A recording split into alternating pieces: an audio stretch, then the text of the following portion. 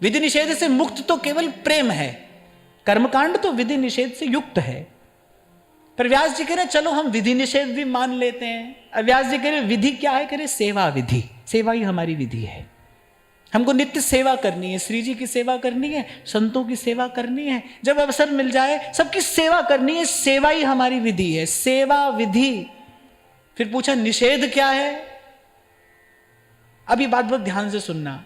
सेवा विधि है, पर विधि और निषेध दोनों साथ साथ रहते हैं। विधि और निषेध के बीच में ही कर्मकांड है, और विधि और निषेध से युक्त होकर कर्म करने पर ही कर्म की सिद्धि है। तीर्थ का सेवन भी विधि निषेध से युक्त होकर किया जाए तभी तीर्थ पुण्यप्रद है, नहीं तो नहीं है। आज जैसे लोग तीर्थों में जाते हैं और इतना उच्छृंखल आचरण वहां तीर्थों में जाकर करते हैं। 3-4-5 बरस पहले हम ऋषिकेश गए थे।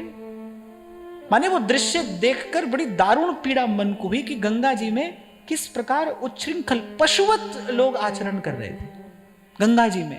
तो ऐसा करने से कोई सोचे ना गंगा नहा ली और धुल गए पाप, वो तो आगे जाकर पता चलेगा धुले या चढ़े।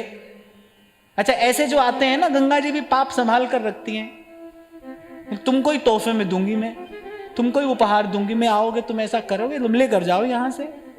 एक और बात भी यहां पर मैं कहना चाहता हूं कि प्रभु के प्रेम के अतिरिक्त फिर जितने मार्ग हैं ना, वो सब विधि निषेध से युक्त हैं।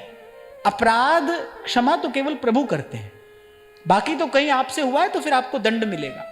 अरे वेद मंत्र में एक विसर्ग या एक हलंत का भी यदि इधर उधर उच्चारण हो गया, उदात्त या अनुदात्त स्वर में अगर आपसे भूल हो गई, तो देवता रुष्ट भी हो सकता है, तुष्ट होने के स्थान पर रुष्ट हो जाएगा। प्रभु क्षमा करते हैं। अवगुण करे समुद्र सम, गिनत ना अपनो जान। हम श्री जी की सेवा में जाते हैं, रोज कितने अपराध होते हैं, पर ठाकुर जी अपराध की ओर ध्यान ही नहीं देते।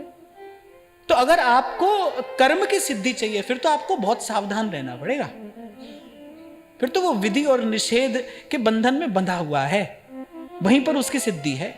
तो व्यास जी कह रहे भाई हमारी विधि तो सेवा है, और निषेध क्या है? करे निषेध जड़ संगति। बोले विमुख का संग इसका निषेध है।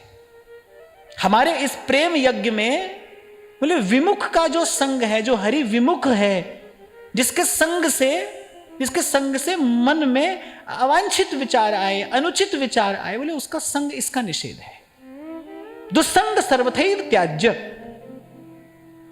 दुस्संग का त्याग करना है। सेवा विधि है, और कुसंग का त्याग यह आवश्यक है, कुसंग का निषेध है। और फिर कह रही वृत्ति क्या है? वृत्ति सदा वृंदावन वास, वृत्ति सदा वृंदावन वास।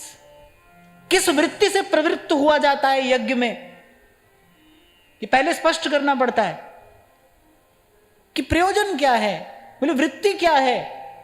बोले वृत्ति सदा वृंदावन वास। ये प्रेम यज्ञ क्यों कर रहे हैं, इसका फल क्या मिले? सदा वृंदावन वास।